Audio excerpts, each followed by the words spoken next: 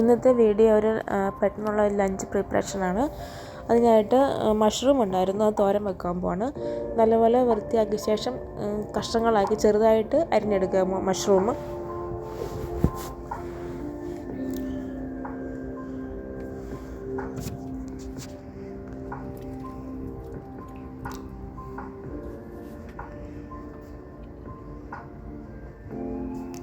ചെറുതായിട്ട് അരിഞ്ഞെടുത്ത് മാറ്റി വെക്കുക. ഇനിയും ചട്ടി എടുത്ത് വെച്ചിട്ട് എണ്ണ ഒഴിക്കുക, കടുക് പൊട്ടിക്കുക, വറ്റൽമുളകും കറിവേപ്പിലയും ആഡ് ചെയ്യുക.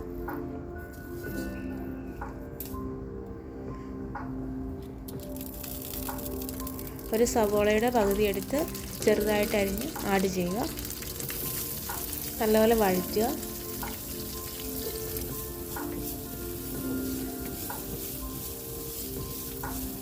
ആവശ്യത്തിന് ഉപ്പും മഞ്ഞൾപ്പൊടിയും ആഡ് ചെയ്യുക. ഇതിനൊക്കെ ആവശ്യമായ ശകലം പെരിഞ്ജീരകവും കുരുമുളകും വേണം. അത് നല്ലപോലെ ക്രഷ് ചെയ്ത് മാറ്റി വെക്കുക. ഇത് വഴന്ന ശേഷം നമുക്ക് മഷ്റൂം ആഡ് ചെയ്യാവുന്നതാണ്. നല്ലപോലെ ഇളക്കുക. അതിനുശേഷം കുരുമുളകും പെരിഞ്ജീരകവും കൂടെ ആഡ് ചെയ്യുക, പൊടിച്ചത്. നല്ലപോലെ ഇളക്കി യോജിപ്പിച്ച ശേഷം മൂടി വെക്കുക. പെട്ടെന്ന് വേവുന്നതാണ്, ഇതിനകത്ത് വെള്ളമൊക്കെ ഇറങ്ങി പെട്ടെന്ന് വേകും.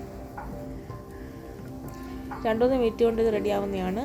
ശേഷം നമുക്ക് തേങ്ങ ആഡ് ചെയ്യാനാണ്. ഇത് തേങ്ങാപ്പൊടിയാണുള്ളത്. തേങ്ങാപ്പൊടി ആഡ് ചെയ്യുക. നല്ലപോലെ ഇളക്കുക.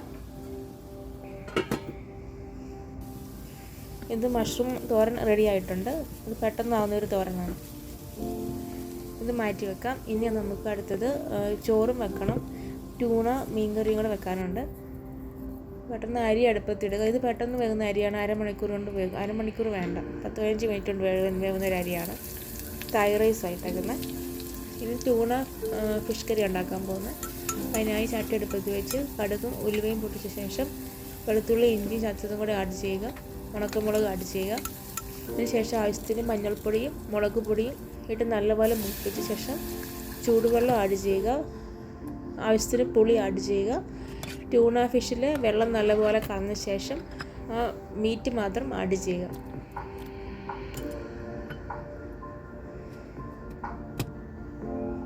ഇത് പെട്ടെന്ന് ഉണ്ടാക്കാൻ പറ്റുന്നൊരു കറിയാണ് ട്യൂണ കറി.